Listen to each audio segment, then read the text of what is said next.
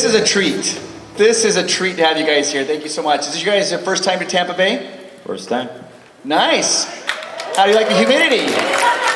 I've been here before. This place is trouble. Hey. Oh, it's wonderful to have you guys here. We have a whole bunch of people that want to ask some questions, but I just want to say this. The brothers, they have that you guys could go there. For those of you, because a lot of people are attending their very first comic convention of all time. They don't know this, that after this is done, you guys can go to their booths. You go to RJ's booth and you can meet with them. They'll do photos with you. They'll do autographs. But the brothers, it seems like every person that goes to your booth, they want you to kill them. Kill them. Yes. You know, you've never seen someone so excited to die. You know, no, we do. We ask everybody. Everybody's like, okay, so what are we gonna do? We can do a cartel look, we can be happy, and that's the two options we give at first. We're gonna do the kill for sure. But they're like, I asked two things, the smile or the cartel look. No, I want to die. I want to die.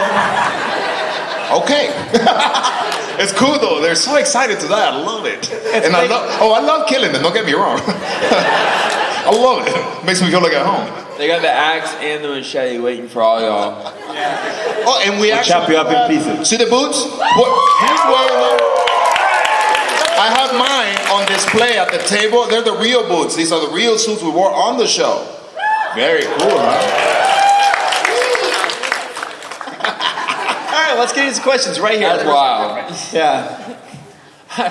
Hello. Heisenberg. This is for my son, Walter Jr. or Flynn, whatever you're feeling these days. It's Walt. Hey, Dad. Okay, I hope this isn't too offensive. It's not about politics, don't worry. But you know Skylar, your mom? Yeah. Was the actress a bitch? Or was that just her character? Because I cannot tell if it's her fault or the writing or what. It's all writing. Anna Gunn, who that's plays nice. Skylar, is amazing and just a sweetheart. And like really, it's funny because the thing is we didn't realize people were going to like kind of hate Skylar as much as he did. I loved her. I thought she was like, I personally didn't like what Dad was doing. You know, your stuff. You caused some problems. Like but like. It was one of those things where people like had that view of her, but like when we were in it, it didn't feel that way. And she's super sweet. And when we do the lines and everything, that's one place. And then as soon as that we hear cut, same with Brian, same with a lot of people. What you saw in some of the darkest scenes and the heaviest scenes, we had laughter behind it. We had laughter on set, and we were enjoying what we were doing. And yes, some were very serious moments, and we took them very seriously. But it was a very light-hearted set for as dark as content as we were. But Skylar's amazing. She's a sweetheart in real life. That's very good to hear. Well, thank you. No problem.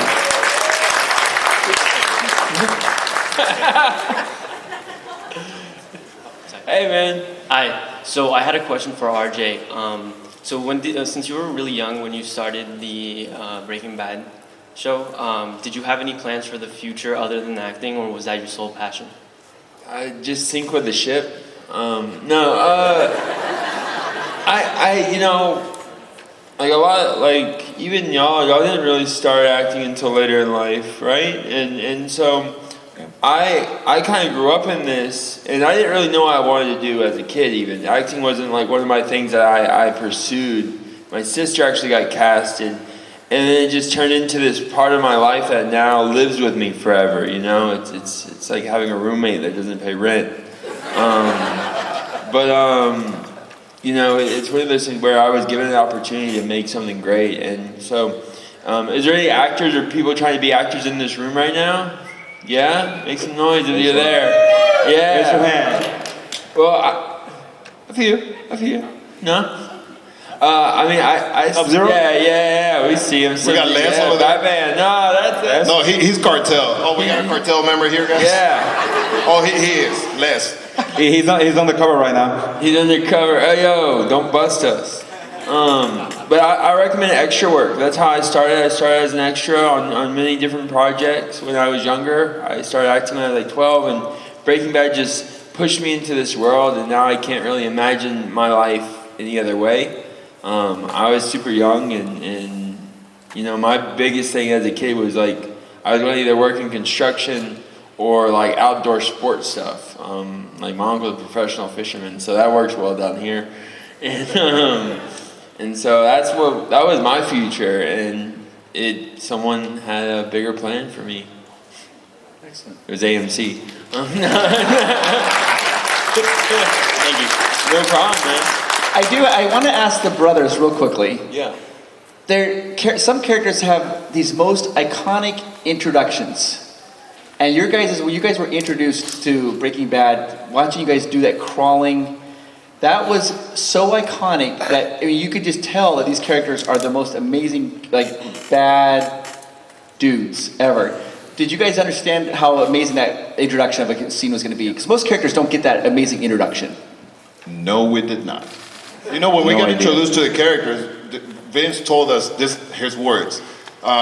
We met him and said, okay, guys, so you guys are going to be the scariest, the baddest motherfuckers. Everybody, you're going to come on screen and people are going to be like, oh, fuck, we're going to... And you're not going to say a word. And we were like, what? You know, I thought he was crazy when he said that shit because he's describing me King Kong and Godzilla put together and you're not going to say shit. I'm like, okay. But then that's what I thought when I started. I didn't know he was Vince Gilligan, right? And then I saw that show and I'm like, fucking shit. So I got to give him credit. It was not me, it was him. Because I wanted to talk. I mean, if you guys stopped at the booth, you guys know. We talk. Too much. That's awesome. Well, they're my favorite characters in the whole series. Like when it comes to, I love this guy, man. it's true. They're like some of the immediate family. Yeah, they're cool, but it's just like having a mom and a dad. You know, it's just like I appreciate them the same. But when I saw them with the crawling scene and the act scene, it was just like that Michael Myers moment everywhere they went, and that was really special. That was. It was cool. Like to me, when we met RJ, man, it's like we met a little brother. That he was young, so he was so nice to us. You know what I'm saying? We were the new guys on season 3, and this dude came like we've known each other for fucking years. So it was really, really cool. Really good guy. A lot of love for this dude. Love you. Listen, what's your name? Uzi. And firstly, I'd like to say, you know, it's a pleasure to have you guys here. It's I love your work and all the stuff that you've done. And we've seen like the on-screen chemistry and off-screen chemistry between Bryan Cranston and Aaron Paul, and like they're best friends. I want to know, like, if you guys have anything like that, or you know, off-screen moments with actors that you know are currently possibly your best friends. You're looking at it. Come on now. I think we're good friends. Not on the show actually. We never worked with RJ, but outside the show we're really good friends. We stay in touch. You said great friend, and you saying good friend. No. You know what I'm saying, man. Hey, I can always go back to no English. Español, muy fácil. You know what I'm saying? No, but hey, one like you said, the connection thingy. My brother and I, you know how a lot of things that we did in Breaking Bad were like in sync shit and all that. That was us on the fly, and Vince just happened to one day.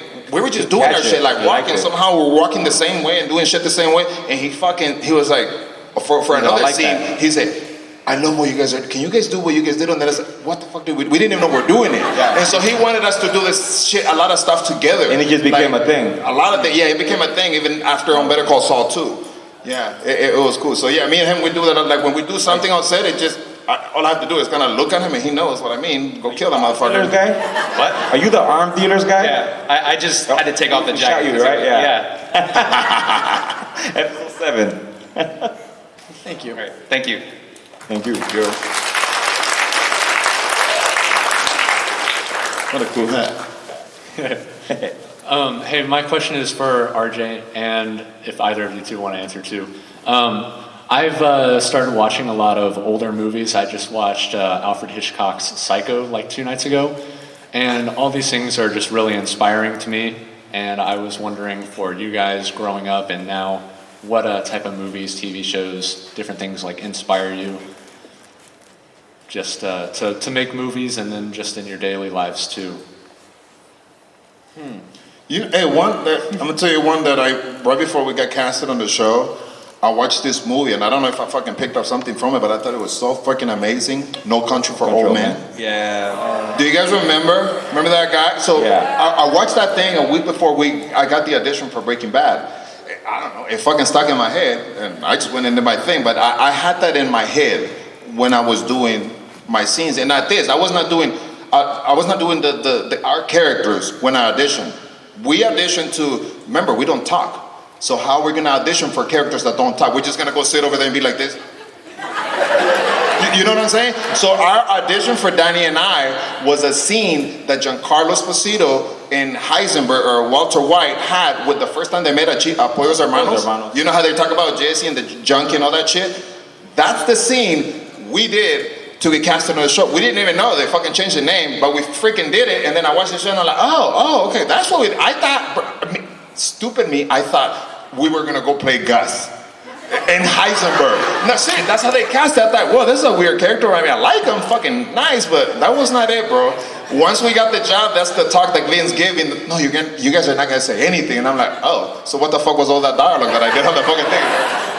But yeah, that's one that got me good. And nowadays, I don't know, lately I've been watching a lot of Westerns. I don't know why, I love that shit, man. Doc Holliday on Tombstone. That motherfucker, badass motherfucker. That's a good one, huh? That's a good one. Quentin Tarantino. And then this one show, Better Call Saul. Yeah. That one's No, I like the classics. I like the Hitchcocks and like old thrillers, The Thing, and all that. And I mean, I watch everything. I'm actually really big into anime. Like so, like all the Japanese 80s, 90s, 70s type vibe, Studio Ghibli stuff. Like I just like live action, something that I love to do, but we live live action TV. Like so, like we're always working it. So like I'm always nitpicking things, and classics always hold up most of the time. But like traditional anime, the 80s, everything is so phonetically together. Like it's like pleasing to my eyes. Awesome. Thank you guys. No problem. So I was actually just invited to see a movie premiere down in LA, and in the movie, the leading man has cerebral palsy. Oh. And he's a comedian, and he's navigating that. And afterwards at a Q&A, and he mentioned you as an inspiration. Oh, really? And one of the things he talked about was, That's cool. in America, about 20% of people have disabilities, but less than 1% are ever shown on screen. And you really paved the way for a lot of people to understand that that you're able-bodied and you can do this acting. I just wanted to say thank you for that. Oh no, it's my pleasure. Thank you. Over the last 15 years of working in the industry, I work with SAG-AFTRA and it's a I Am PWD campaign, which was I am a person with disability, and then we did arts and medias and different stuff like that to help promote diversity and disability and inclusion in arts and media, because it has such an impact on people's minds and how they view and how you interact with each other, and it's so important that we get broader perceptions of what we see, because that leaves people more open to engage with others. And having a character like Walt Jr. who has the same disability that I have, and growing up in kind of a similar family dynamic, I know that's weird to say, but I did. Me and Walt Jr. had very similar worlds, except for my dad wasn't really a meth dealer, but being able to tell that story and show characters and show someone go through this journey in a way where people are going to find it entertaining and engaging, and being able to use that to help create other jobs for others is something I'm very lucky that I got to do and try to continue to do today. Thank you for doing that. Yeah. What's your name? I have a question for whoever wants to answer it, but if you had creative control over the show and could go back and change or add or remove anything, what would you do? Lines. And why? No, not even lines.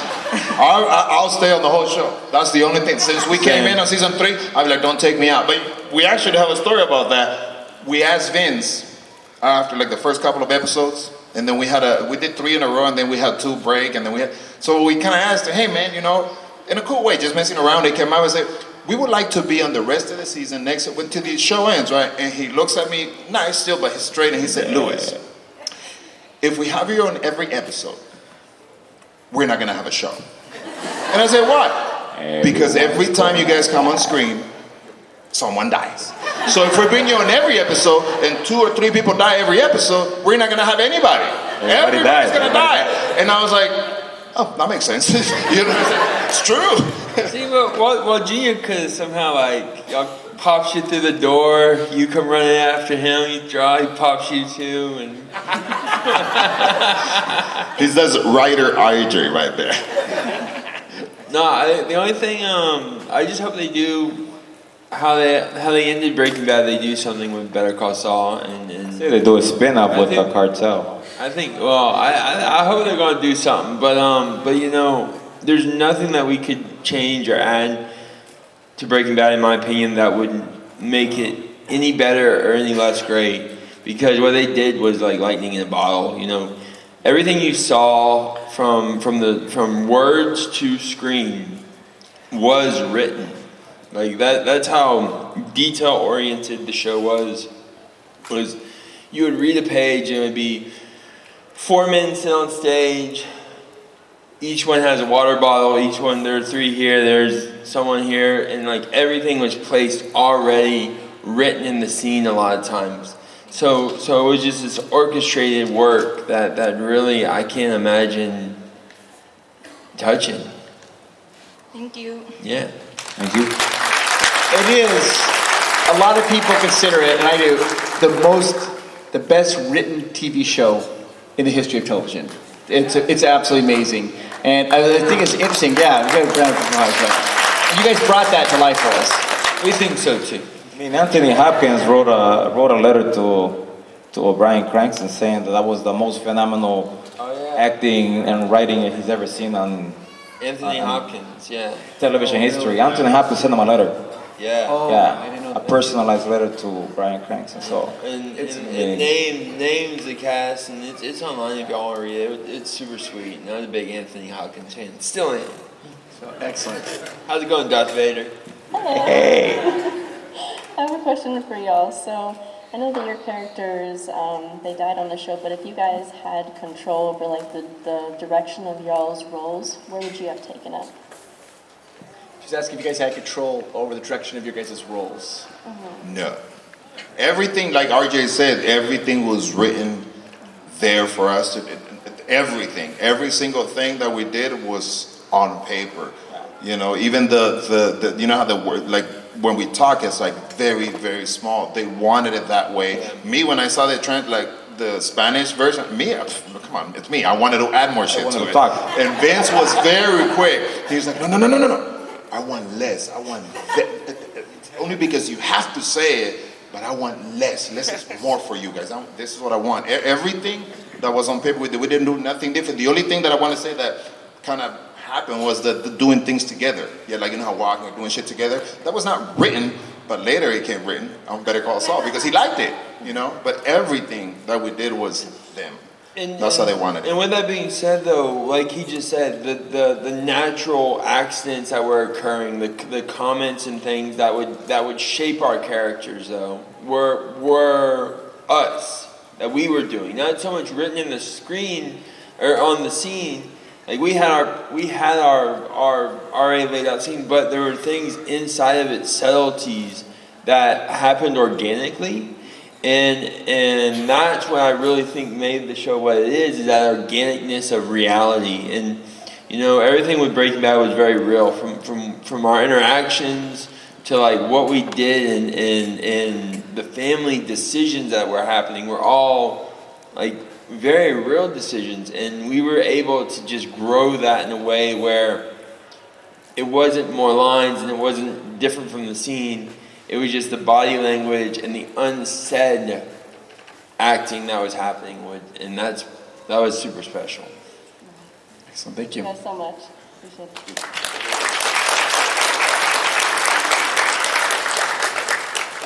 Okay, I think it's like a 2-part question.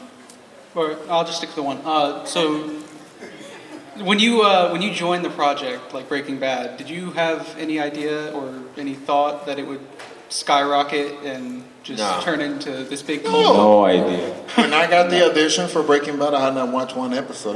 We still have Blockbuster. I had to go rent the first season. But I watched the pilot. I watched the thing, and I'm like, holy crap, this is fucking great.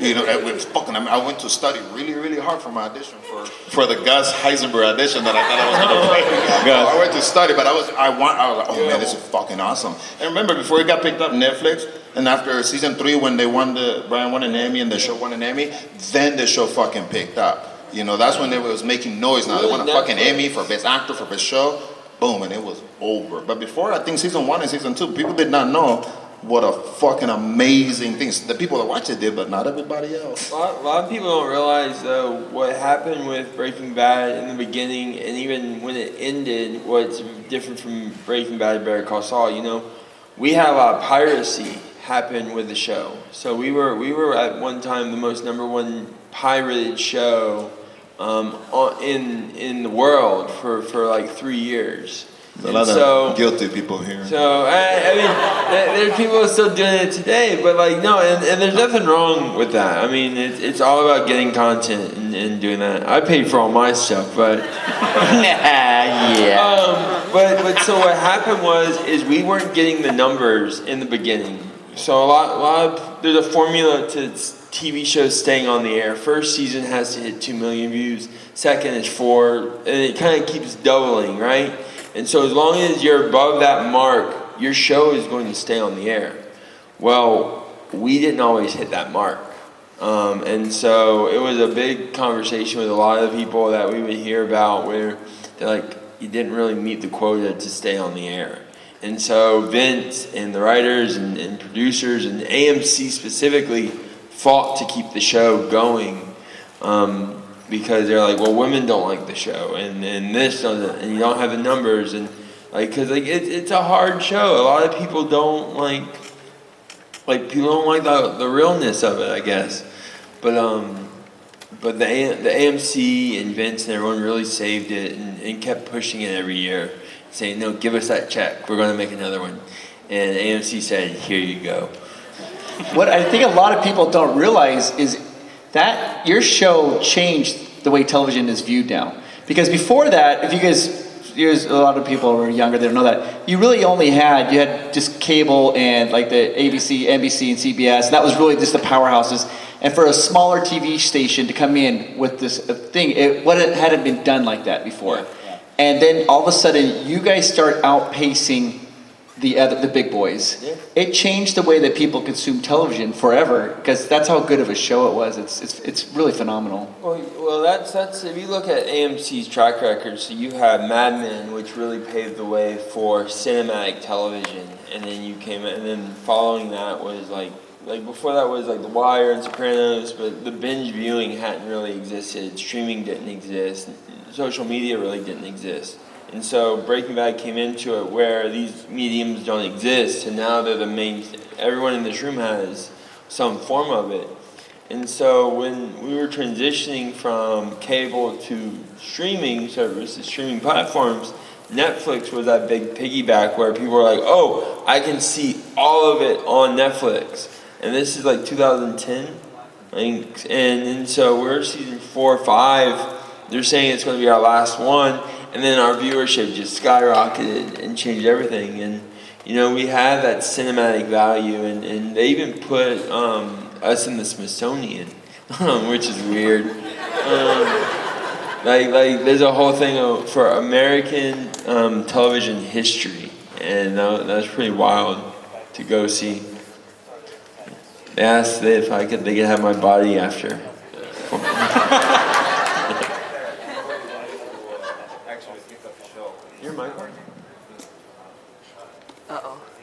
Hello. The fact that not a lot of networks wanted to pick up the TV show because it was about a teacher cooking meth and all that stuff. And the fact that as Sony and AMC got together, they were like, no, we're gonna do it. And the fact that they did it, they changed a lot of lives in New Mexico because nobody wanted to film it in California because of the content. It created so much revenue for the state. I create, and so many people, their lives changed, you know? I mean, they're appreciative of what they're doing over there in New Mexico because they don't do it that often. Where a lot of people in LA, you know, they're a little salty, you know? But yeah, it changed New Mexico, it changed the city, it changed everything, and special. Yeah, it's very special. Yeah, it is. I saw an interesting interview with Vince. He said, because the real story arc is you're watching a person descend to become evil, like through good intentions. A good person continue going evil. And he talked about how he thought it was ironic because a lot of people don't like Skylar, the character, but she was just trying to protect her family. Yeah, she had morals. Yeah, she had morals, but the rest of us, we wanted to see it. We wanted to see him go all the way, how far he would go. I forgot about Ted, but she was a moral compass. Yeah, excellent. Thank you. Thank you. Yeah. Feel like Saul Goodman right there. Yeah. Better call Saul. Yeah. So actually, I had a question for you guys. Thank you for being here. This is really cool. So for all of you, out of both shows, I know you probably get asked this a lot, but what was your favorite scene or kind of episode to film? Like most interesting for you, whether through acting or like most energy on the set, you know, something like that. So. Pilot. Sorry. No. I have too much shit. No. Pilot for me is the number one episode that we have, because that really, the pilot, because that I mean, except for the ones that you're in, but no, the pilot specifically, because it set the tone for the whole thing, and Vince worked for many years to get the pilot, and it was kind of very surreal creating this show with this type of content in a way where it felt special. You know, we were talking about, we didn't know how big the show was going to get, right? It's just another pilot. It's just another, and I know it sounds weird, but it's just a job. And we're just doing it, and it just turned into this own creature, this own person, entity. And the pilot really shaped everyone to carry it into the future. Because if we didn't have the same people we had on the pilot to help in every season, the show wouldn't have been the same. And we carried that tone. Yeah.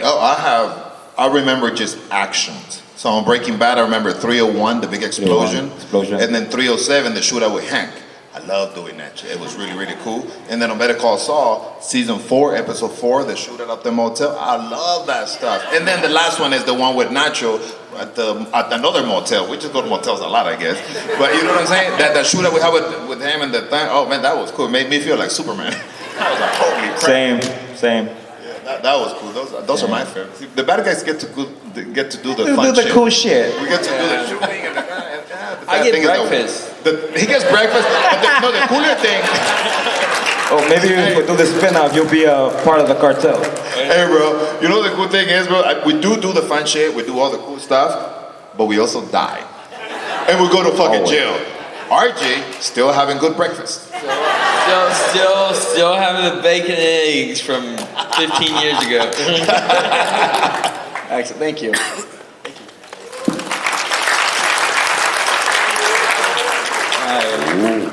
My name is Vince, and I have a question for RJ. So I have to ask, but since your character loves breakfast so much, what do you eat for breakfast? So I'm a really bad breakfast eater. I always skip breakfast, but when I do, I'm a bacon sandwich guy. Like just half a pack of bacon, just mayonnaise, drop that on the toast, smash that and call it a day. Did you say half a pack of bacon? Yeah, no. Well, because I want the other half for tomorrow. or that night. No. Alright, I got a question for y'all. Have y'all ever tried Millionaire's Bacon?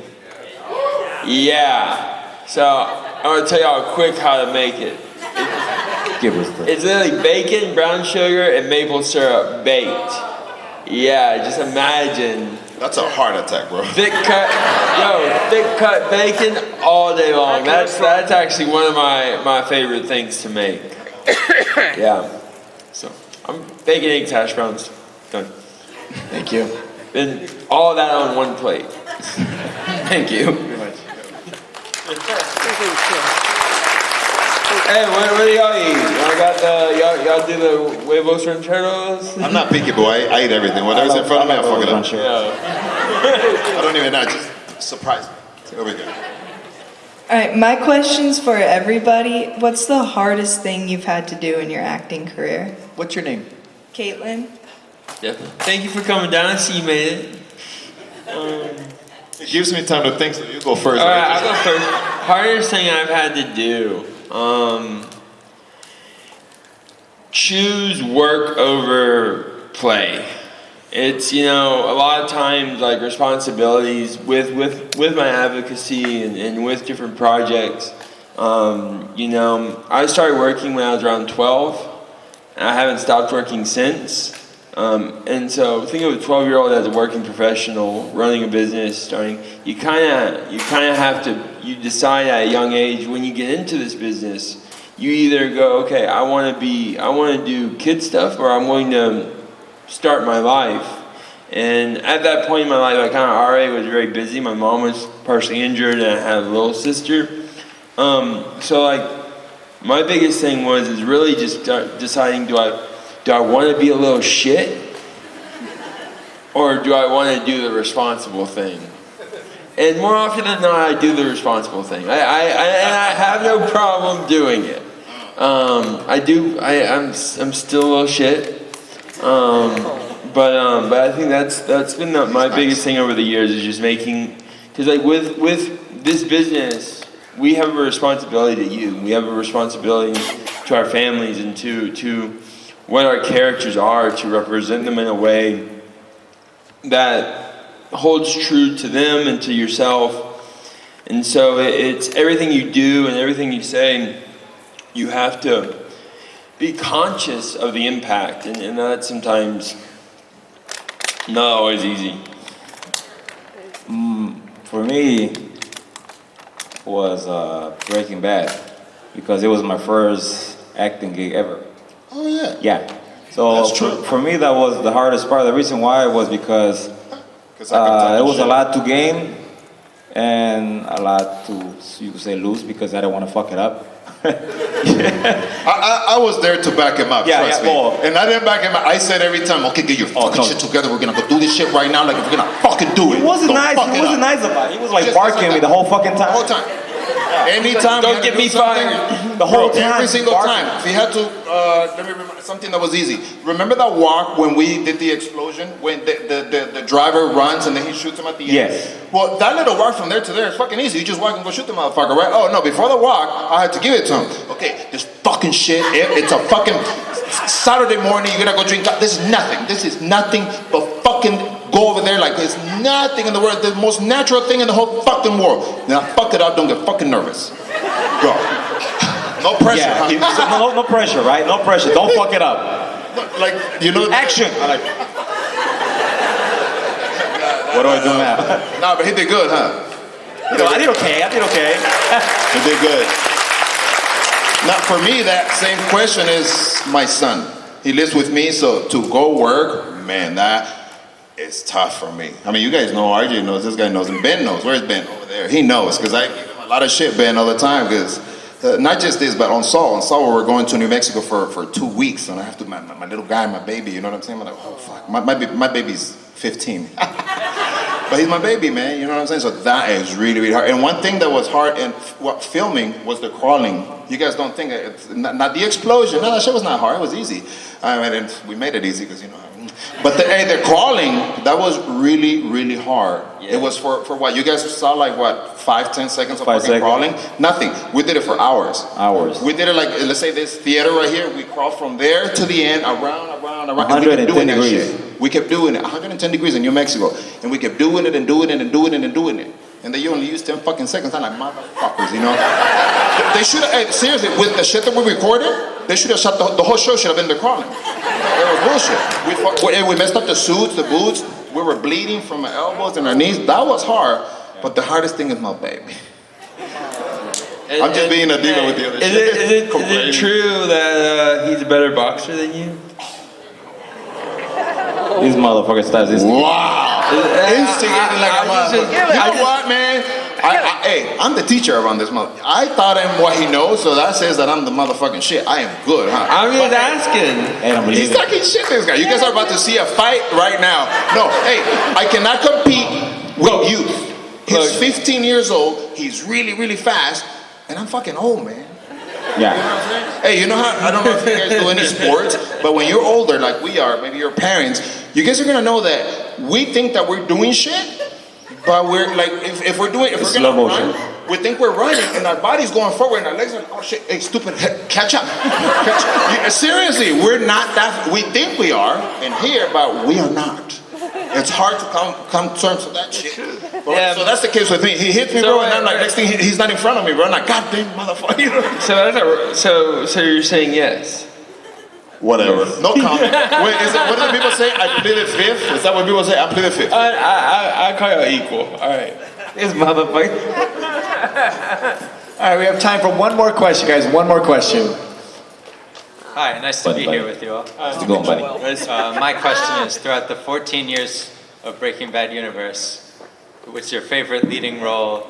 Walter in Breaking Bad, Jesse in El Camino, Saul in Better Call Saul, or Mike in Better Call Saul? Heisenberg. 100%. I wanted him to get away with everything. I didn't, and just for RGB, I know Anna Gunn, she's a sweetheart, she's so nice, but I fucking hate Skyler, that fucking bitch. You know what I'm saying? I wanted Heisenberg somehow get away with shit. His cancer goes away. He goes to jail for like maybe 6 months because I'm nice. You know what I'm saying? And he gets away with the whole goddamn enchilada. You know, he did it for his family. Goddamn, even though he kind of turned into Tony Montana at the very end. But I like that shit. You know, I'm a bad guy, man. You know. But yeah, Heisenberg for me. What he said. Yeah, I'm a Heisenberg guy. Oh! Unanimous. Hey, so to make it fair, who will be the second if we take him out? Because it's kind of unfair. I think even though we all know that he was the bad guy at the end, the second, you know who my second, I really like Saul. Bob. Yeah. I really like Saul on Breaking Bad. I don't know what it was, the fast talking, I don't know what it was. Gus Fring was pretty dope. I like Gus, but remember Gus, we are the bad guys too. So Gus, that's different, but I'm like, no, I like what Jesse Saul is doing. I mean, the thing is, it's you can't pick, because each character is so distinct in what they did. Has so much it made them unique, so it's not like a who's better, who you like more. It's kind of like, without one, you can't have the other. And it's this unanimous. But if you had to pick, goddamn. You had to pick.